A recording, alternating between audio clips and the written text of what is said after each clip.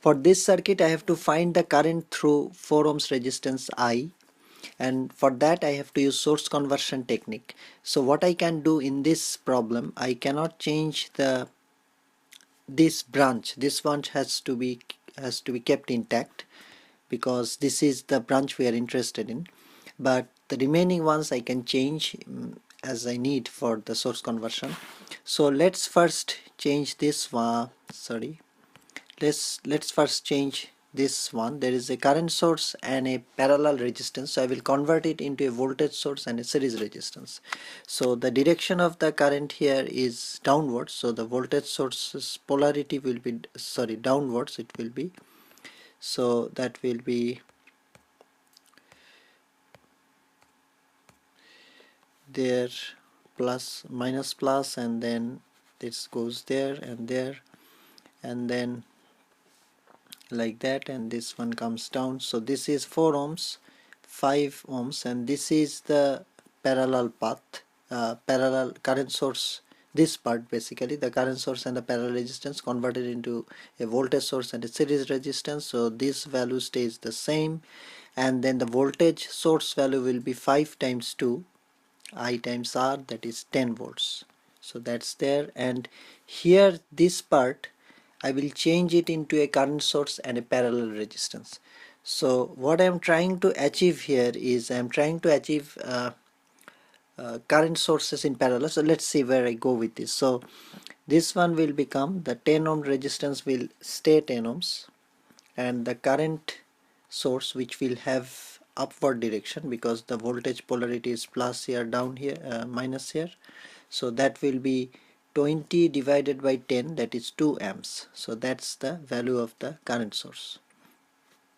Now what I will do, I will add these two series resistances, so that will become here minus plus 10 volts, and this one will become 10 ohms, and this is the resistance we are interested in because this is our I, the one that we have to find.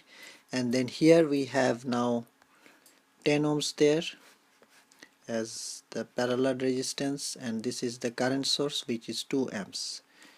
Now I will change this part into again a current source and a parallel resistance. So this will be a current source downwards again, and 10 divided by 10 will be 1 ampere, and here the 10 ohms resistance, which is the,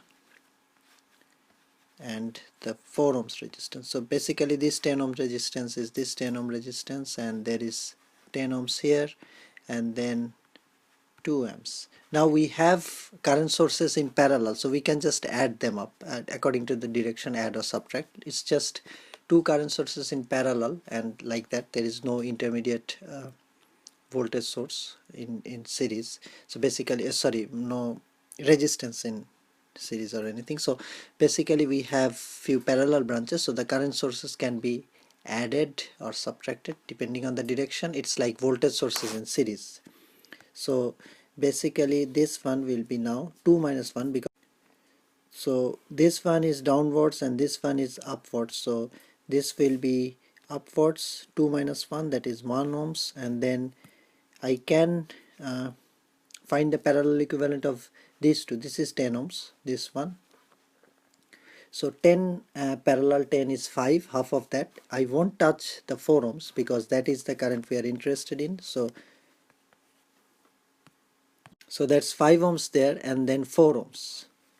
So we are interested in I through this branch. So I will become 1 over 5 plus 4 times, since the other time multiplied by the other resistance, so that will be 5. So basically 5 over 9 amps.